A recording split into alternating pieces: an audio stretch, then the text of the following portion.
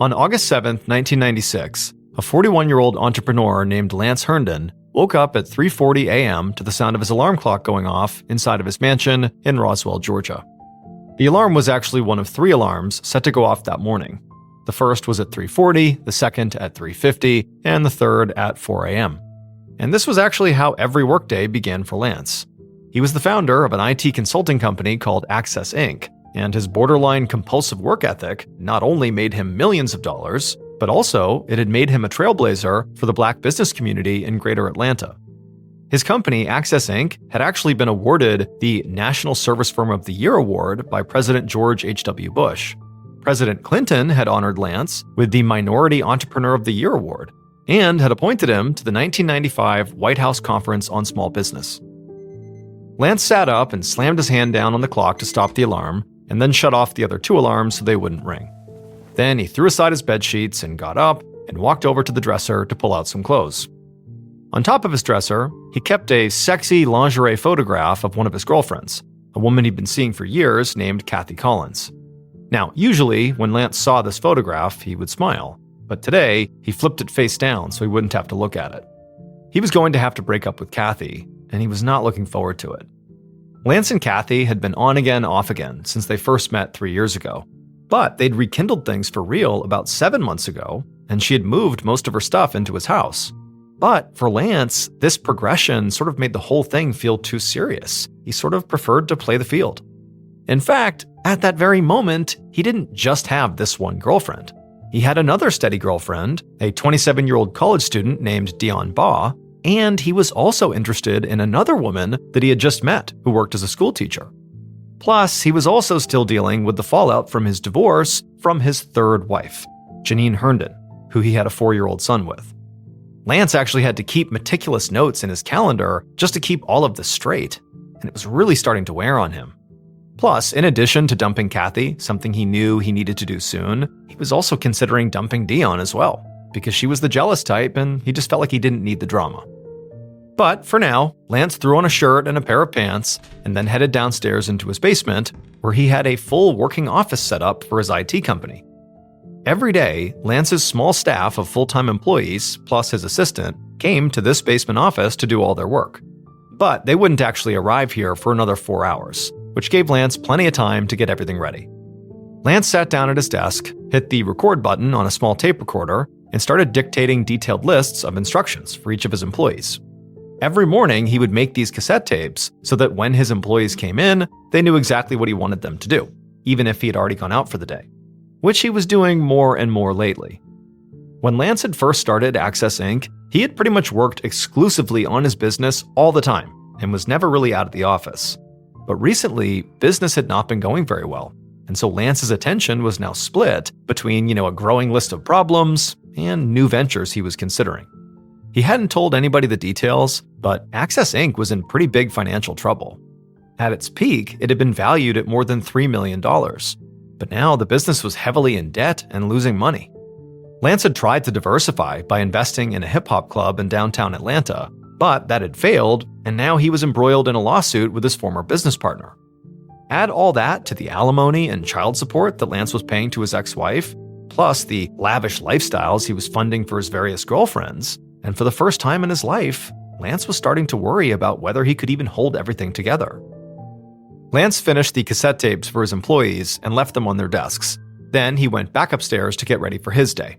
By the time his workers actually started arriving at 8 a.m. through the designated office side door, Lance was already halfway through his list of daily tasks in his calendar. Which meant, by the time the late afternoon rolled around, Lance was free to leave his house, and therefore his office, and go to his mother's house to have dinner. His grandmother, who was visiting from out of town, was going to be at this dinner, along with Lance's ex-wife and their son. But despite wanting to see his family, Lance didn't stay for very long. At around 8 p.m., he told his mother, his grandmother, his ex-wife, and his son that he had to get back to work. Then he said goodbye and drove the 5 minutes back to his house.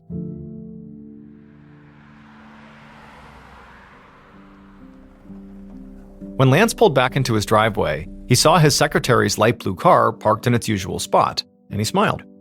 His secretary was a woman named Talana Caraway, and she was one of his closest friends. They had been romantic in the past. In fact, Lance's divorce was caused in part by the fact that his wife had found racy pictures he had of Talana. But now, their relationship was purely platonic, and they both actually confided in each other about their respective love lives. Talana worked another full-time job, so she typically only worked evenings for Lance. Lance went in the office door and found Talana working her way through the list of tasks that he had outlined for her on her cassette tape. Talana was very obviously happy to see him, and for a little while, the two of them just sat there chatting and catching up. Talana was apparently having trouble with her partner, a guy named Jazz, and she complained about him a bit. Lance actually knew Jazz because he had lent him some money, and he nodded sympathetically. Lance told Talana that he was actually hoping for a fresh start in the romance department, because he had another new woman, but this one he was really interested in. He said she was a teacher and she was really nice, and he asked Talana if she would help him write her a card. And like he knew she would, Talana just laughed. Like, the idea that the ex-girlfriend is now writing a card for the new girlfriend was just kind of comical to her. But this was actually one of the things that Lance really liked best about Talana, and it's why their relationship continued to flourish. She was just easygoing, unlike his various current girlfriends. And so Talana, without any hesitation, helped write the card, and then Lance signed it. As Lance stood up to head upstairs, Talana gestured for him to wait. Then she handed him a couple slips of paper. She said they were messages from his girlfriend Dion, who had called for him a couple of times while he was out. At this, Lance groaned. Dion was a lot to deal with. A month earlier, she'd shown up at his house unannounced while Kathy was over. Dion had seen Kathy through the window, and she had made such a scene that Lance actually had to call the police. She actually had a court hearing about that incident tomorrow that Lance was supposed to go to. Lance thanked Talana for the messages, and then he went upstairs to his bedroom to begin moving Kathy's things out of his closet. About 2.5 hours later, at around 10:30 p.m., Talana came upstairs and told Lance she'd see him tomorrow. It was raining, so Lance made her promise to call him when she got home so he knew she was safe. And she would do that around 11:30 p.m., and they actually chatted for another few minutes on the phone. But at some point, Lance told Talana goodnight. He could have talked to her for hours, but he knew that he didn't have long before his morning alarms would start going off. The next morning, August 8th, at exactly 8 a.m., one of Lance's employees arrived at his house and unlocked the side office door. And the first thing she noticed when she stepped inside was that Lance was not there. This was weird because even on days where Lance left early, he was usually at his desk first thing in the morning. But the employee figured that maybe Lance had an appointment. So she went over to his calendar to check to see where he was, but, sort of atypical for him, there was nothing listed for that day. That was when she noticed the second thing, which was that Lance had not left her a cassette tape for the day. And this was not just weird, it was completely unprecedented. Lance had literally never not left her a tape. And so the employee paged Lance, but he didn't answer. So, unsure what else to do, the employee just sat down and started to work. About an hour later, at 9 a.m., another employee arrived, but there was still no sign of Lance. The two employees paged him a few more times, but he still didn't answer. And even though both of them considered going upstairs and just checking on him, neither of them felt comfortable doing that. After all, the upstairs was Lance's house. It just felt like an invasion of privacy. Finally, at 10 a.m., so 2 hours after that first employee arrived, Lance's mother, who also worked at Access Inc., arrived at her son's house. She had come in through the garage, and when she entered the office and the employees told her that Lance was still not there, she said that didn't make any sense because his car was in the garage. So, the two employees waited in the office while Lance's mother went up to search the house. And for a few minutes, the two employees down in the basement heard nothing. The house was quiet. They could just hear the sound of Lance's mother walking around upstairs. But then, out of nowhere, they heard a scream.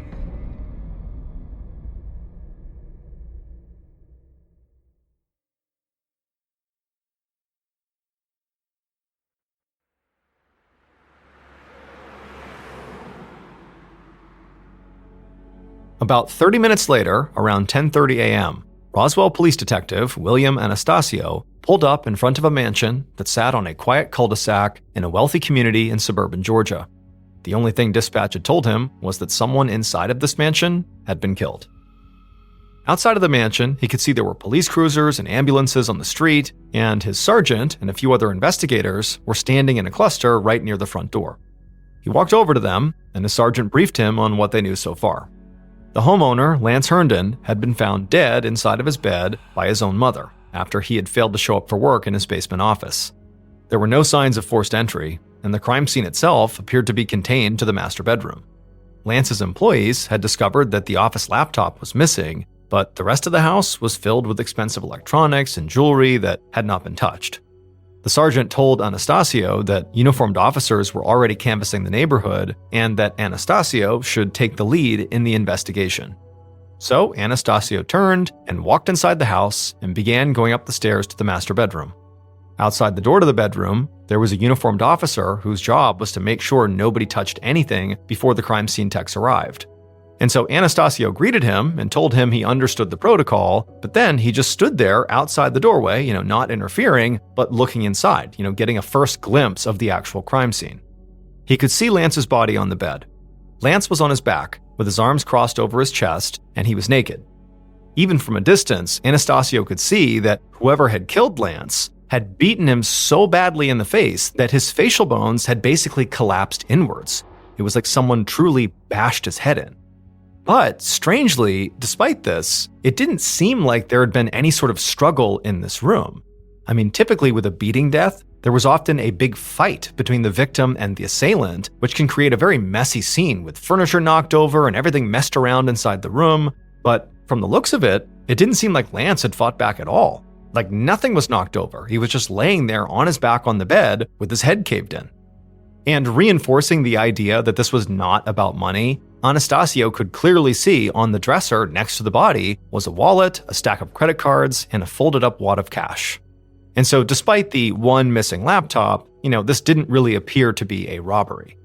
And so as Anastasio went back down the stairs towards the office he had been told was located in the basement, he was thinking to himself that Lance must have known his killer. This had to have been personal. In the basement office, Anastasio found a police officer standing with a small cluster of very shocked-looking women. One was Lance's grandmother, another was Lance's mother, and the other two were employees of Lance's company. Anastasio spoke with each of them one by one.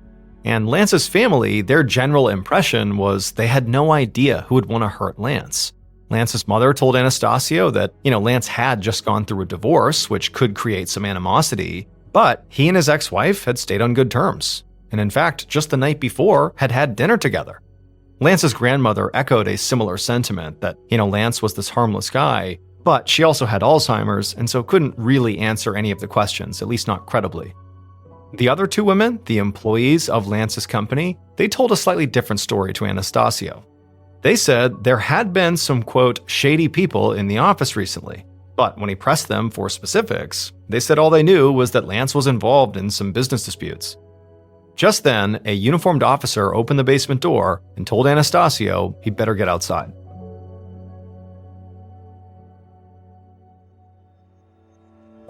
The detective jogged outside, and there, at the foot of the long driveway, he saw a woman sitting in a car. The uniformed officer told him that was Lance's ex-wife, Janine. This was not what Anastasio had expected, and he would have preferred to talk to the ex-wife under more controlled circumstances, not suddenly at the crime scene. But it was also an opportunity, because it was very likely that Anastasio would be the first person to tell her that Lance was dead. And in a murder case, the ex-spouse is always a suspect, and so Anastasio wanted to see how Janine reacted to the news of her ex-husband's murder. So he walked down to her car, and as he did, Janine got out of the car looking panicked, and she told him that someone in the house had paged her. She asked what was going on, but Anastasio, without saying anything, just gestured for her to come with him to his cruiser. Once they were seated inside, he broke the news.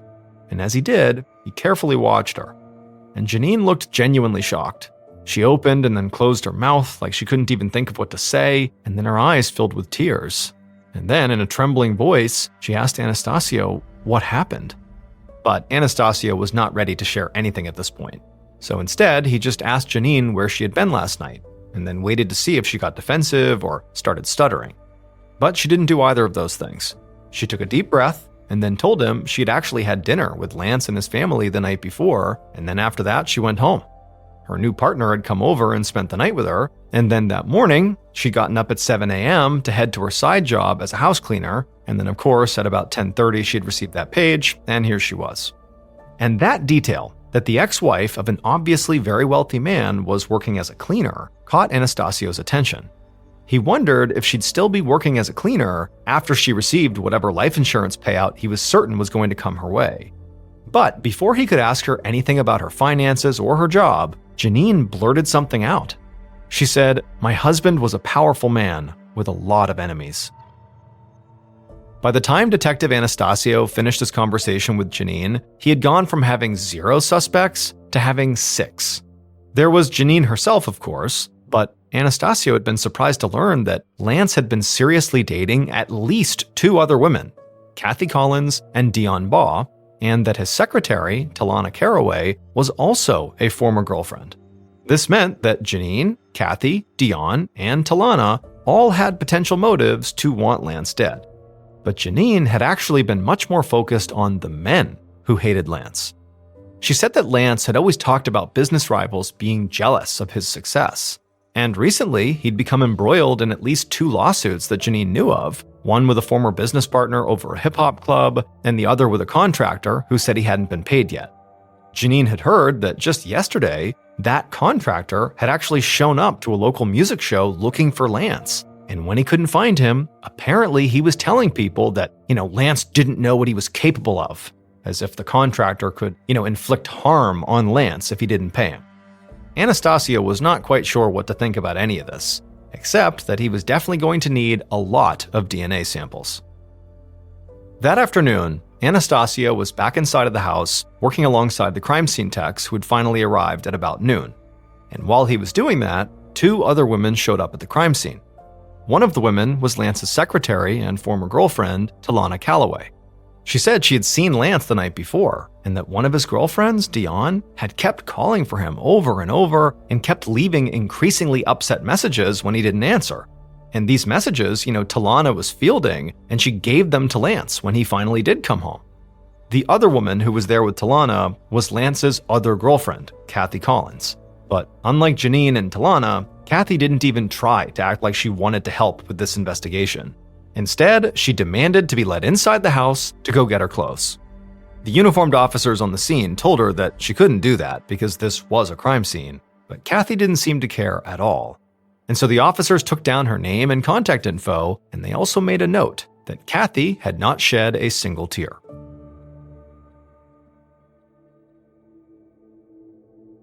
Early the next morning, Detective Anastasio went to the medical examiner's office to observe the autopsy. He'd been at the crime scene until late, and once the crime scene techs processed everything, he'd gotten a closer look at the physical evidence, and a couple things had stood out to him. First, Lance had 3 alarm clocks, and all of them had been unplugged. And one of the alarm clocks was an analog clock, and when it was unplugged, it stopped at whatever time it was, which in this case was 4:10 a.m. And so, it was theoretically possible that perhaps the clocks began going off while the killer was still inside the house, and so they rushed over and unplugged the clocks to stop the alarm, which then put the likely time of death at or sometime before 4:10 in the morning on August 8th. Second, on the dresser, there was a framed photograph of a woman in lingerie that had been turned face down. The picture appeared to be deliberately flipped, not knocked over, as if whoever had flipped it didn't want to look at this picture. And third, inside of Lance's bed sheets were several pieces of long hair that clearly belonged to more than one woman, and there were also some short hairs as well. Now, Anastasio and the medical examiner both looked down at Lance's body. He'd apparently been hit at least 7 times in the face, with something long, heavy, and curved at the end. The medical examiner had seen wounds like this once before and thought the murder weapon could be a wrench. However, there was not a single defensive wound on Lance. He clearly had not raised his hands to stop any of the blows that his killer had rained down on him. That, combined with the fact that he'd been found naked in bed with no signs of struggle around him, suggested to Anastasio that the attack had begun when Lance was asleep. The medical examiner said that, judging from the locations of the blows and the blood spatter that he'd seen at the crime scene, the killer had likely climbed on top of Lance before they beat him to death. And this was very significant to Anastasio. On his list of suspects, he had female romantic partners and male business rivals. But whoever had killed Lance had not had to break into the house because Lance had clearly let them in, and also Lance felt comfortable enough with them to go to sleep naked near them. Then, to commit the murder, the killer had straddled Lance's chest, which was a very intimate position. And so to Anastasio, these details all combined suggested that his killer was a woman. When Detective Anastasio got back to the station, he claimed the single interview room inside the Roswell Police headquarters and began doing interviews. He had a forensics person standing by to get hair samples and fingerprints from all his subjects to match against the crime scene. Anastasio spoke again to Lance's mother, also his ex-wife Janine, and those 2 employees who had been at the house when the body was found, and he took all their DNA. Anastasio didn't really suspect the mother or the employees, but he did have a feeling about Janine. Janine was cooperating, but she would stay on his list until he could definitively nail down her alibi and take a look at her financials. Next up was Kathy Collins, one of Lance's girlfriends who had shown up at the crime scene totally distraught about her clothing. And the moment she sat down in the chair in the interview room, Anastasio recognized her as the woman in that downturned photograph on Lance's dresser. And when Anastasio began asking questions, he sort of half expected her to again ask about her clothes. But instead, Kathy laid out what Anastasio had to admit was a pretty good alibi. Kathy said she had been out of town at a family funeral and had arrived back in Roswell on August 7th in the evening along with her niece. She and her niece had gotten dinner at a restaurant close to Lance's house and had stayed there until about maybe 10:30 or 11 p.m. She then gave Anastasio a receipt from a gas station that was in another state, along with the tab from the restaurant to back these details up. Although Anastasio noted that she and her niece had only eaten $7 worth of food, which seemed very light for how long they had been there. However, Anastasio knew that, Lance was not killed while Kathy and her niece were allegedly at this restaurant on August 7th. Instead, he was very likely killed in the early morning hours of August 8th, likely around 4:10 a.m. But Kathy said, she had spent the entire night on August 7th into August 8th with her other romantic partner. She said that she and Lance had never really been all that monogamous. In fact, when they met, both of them were married. So when Anastasio asked Kathy if it was possible that Lance might have been thinking about breaking up with her, she just shrugged and said they really weren't that close anymore. She told Anastasio she'd be happy to provide DNA samples and fingerprints because she didn't kill him. Before she got up to leave, Kathy told Anastasio there was one more thing.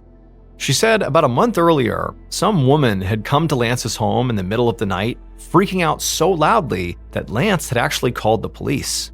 If the police were thinking one of Lance's girlfriends killed him, Kathy said they should start by finding that woman.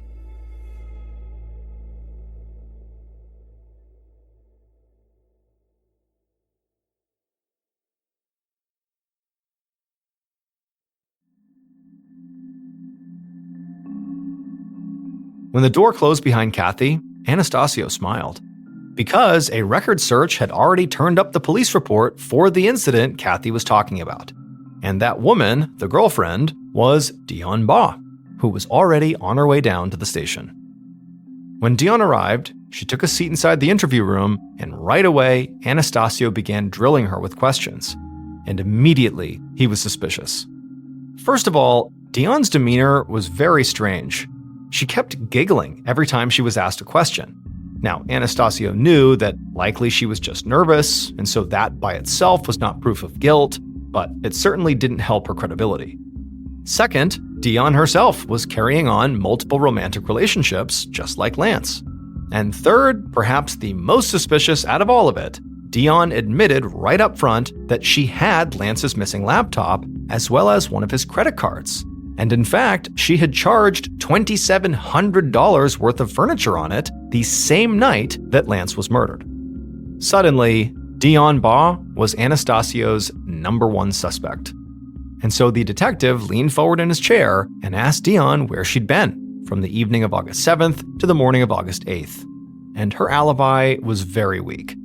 She said she had been at home, without her husband or her daughter, who were visiting family. In fact, Dion said there was no one who could confirm this for her. But Dion insisted that she hadn't murdered Lance, She said that Lance did a lot of good stuff for her. He had bought her a beautiful Mercedes car, and he gave her hundreds of dollars in cash every week, plus the use of his credit cards. And then she asked the detective, why would she be so stupid as to make a giant purchase with one of those credit cards on the same night that he was killed? It would be so suspicious. She also said he lent her his laptop all the time for school, and any of his employees could confirm that. Dion said that on August 7th, she had called Lance repeatedly, but he never answered. And then on August 8th, the day his body was found, he was supposed to go with her to court to help her clear the charge she had picked up on the night a month earlier when he had called the cops on her for coming to his home acting crazy. But he hadn't shown up in court. She said she'd been so angry and called him repeatedly throughout the day to see why he blew her off, but he never answered on the 8th. Of course, she said now she knew why. It was because he was dead.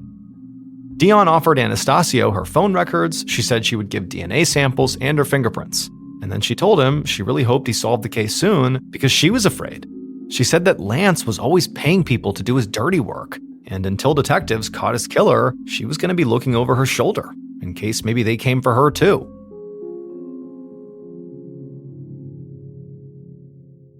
Anastasio would spend the next couple of weeks trying to run down the alibis of every single person and their significant others who might have wanted Lance Herndon dead. It was a long list. Some people the detective did feel ready to rule out. Lance's ex-wife, Janine Herndon, for example, had a solid alibi confirmed by her new partner.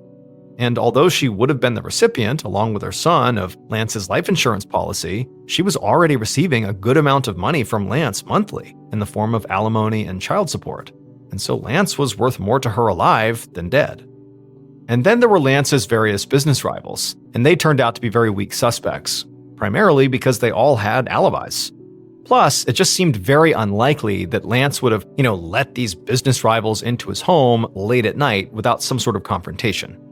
But as the investigation wore on, other suspects who Anastasio had also been ready to write off started behaving in ways that made them look more suspicious, not less. Kathy Collins, for example, who was really bent out of shape about not getting her clothes back, had supplied a more or less rock-solid alibi, plus DNA and fingerprints. But 6 days after the murder, she had sent a demand letter to the police station listing off every item she had left inside of Lance's home, down to her sunglasses, perfume, and a bottle of wine, asking for all of it back immediately. It was an outrageously cold move from somebody who should have been at least a little sad about Lance's death. And then there was Talana Caraway, the girlfriend turned secretary/platonic friend. On the day Lance's body was found, she had come to Lance's home because she said she wanted to help. That action could be viewed either as proof that she had nothing to hide, or as inserting herself into the investigation and offering distractions from her own guilt. And after that first day, when she'd been so willing to talk and cooperate, now she had clammed up. Another detective on Anastasio's team had gone to her house to ask some follow-up questions, and she had refused to come to the door at all. Then she'd shown up at the police station with her own lawyer. And that wasn't all. The only thing police had learned during their canvass of the neighborhood on the first day of the investigation was that apparently somebody had been spotted driving through the neighborhood in a light blue car at about 4:40 a.m. This timeline matched up with the ballpark time of death of 4:10 a.m., and the vehicle description matched Talana's own car. However, apparently people thought they saw a man driving that car at 4:40 a.m. And so after learning this, Anastasio did some digging, and he discovered that Talana's partner, Jazz, owed Lance money, and that Jazz had a criminal record. And so while Anastasio doubted that Jazz could have on his own just walked his way into Lance's house, he did think it was quite possible that Talana could get inside and then maybe open the door for Jazz. Finally, there was Dion Baugh, the woman who had shown up at Lance's house and acted crazy and had police called on her. Of all of Lance's girlfriends, her alibi was absolutely the weakest, and her level of anger and outrage at Lance was definitely the highest. Also, she literally had Lance's missing computer and one of his credit cards. But as the days ticked by, Anastasia was realizing that none of the details surrounding Dion were smoking guns. Dion's phone records confirmed her story about making repeated calls to Lance, and Lance's other employees confirmed that Dion did sometimes borrow his laptop. That was normal. And Lance's banking information showed that throughout his entire relationship with Dion, he spent tons of money on her. And so the idea that she would buy, $2,700 of furniture on the night of his murder looked suspicious, but actually appeared to be pretty typical.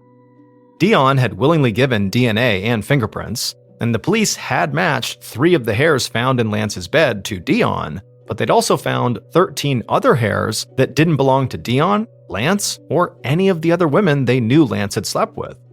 And since Dion had already admitted to sleeping with Lance in his bed not long before the murder, the hairs really weren't proof of anything Anastasio didn't already know.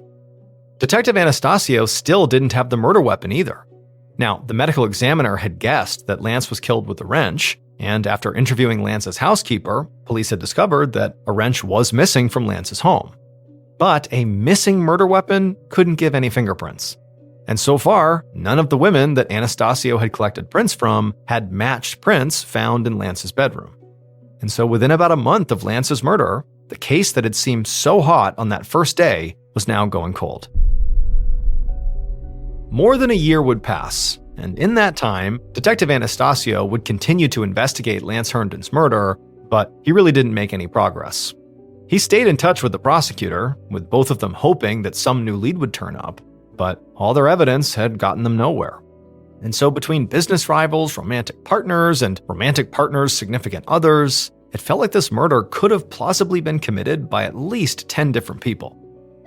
That was until January of 1998, when the prosecutor who had been working with Anastasio got a phone call. And on this call, the caller told them that Lance's killer was currently involved in a heated divorce case. And during arguments for that case, the killer had destroyed their own alibi for the night of Lance's murder. Now, it had been 17 months at this point since Lance had been killed, but the prosecutor was still skeptical that the killer would really be so sloppy as to present evidence to a different court that went against what they'd already told local police.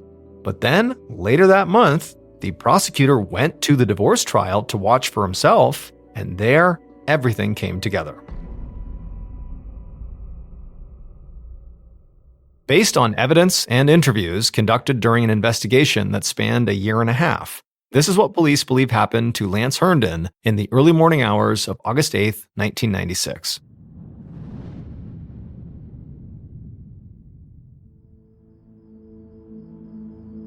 The killer lay in bed next to Lance, listening to him breathe. And as they did, a feeling of rage grew in the killer's chest. Lance was just lying there, peacefully sleeping, with no care in the world for how badly he was hurting the killer. Lance didn't know that the killer knew he had lied to them. Lance had fallen asleep thinking that he had the killer fooled, but Lance was wrong, and the killer couldn't stand it any longer. And so they slipped out of bed and headed downstairs, where they retrieved the wrench they had seen on a countertop earlier. Then, with the weapon in hand, they went back into the master bedroom, got back in bed, and climbed right on top of Lance, straddling him. Then, while Lance slept peacefully right in front of them, the killer raised the wrench up and then brought it down on his face so hard that Lance was instantly knocked unconscious. And so Lance did nothing as the killer repeatedly smashed the wrench into Lance's face over and over again until his skull literally caved in and Lance was dead. After the frenzy, the killer climbed off of Lance and cleaned themselves up. Lance's alarm clocks began going off, and the killer panicked and just unplugged them all. Then they put back on their clothes and hurried downstairs. But the killer did not leave right away. Instead, they first went down to Lance's home office and made sure to take his laptop computer with them, something they had checked before they decided to kill him. Because the killer was Dion Baugh, one of Lance's many girlfriends. And one thing inside of that laptop helped explain her motive. It was Lance's daily calendar, which he had always updated so meticulously to keep his appointments and his girlfriends straight. But officials said Dion killed Lance in part because of the one thing he had not put into his calendar, which was her court appearance, scheduled for the morning of August 8th. Lance had promised to go to court with her on that day to help her clear the charge she'd picked up for coming to his home in the middle of the night a month earlier. But Lance's calendar for August 8th was completely empty. Lance had no intention of going, and Dion knew it. To Dion, this was an unforgivable betrayal, and so she bludgeoned Lance to death. Dion ultimately incriminated herself during her divorce trial by telling the court she had actually gone to Lance's house on August 7th, hours before he was killed. Remember, she had told police at the time that she had not done that and she was home alone the whole time, was never at his house. And so when the prosecutor who sat in on the divorce trial actually heard her testimony, which directly contradicted her alibi that she had given, he had her arrested as soon as she left the courthouse. Ultimately, Dion pleaded guilty to manslaughter and was sentenced to 10 years in prison. She was released in 2011.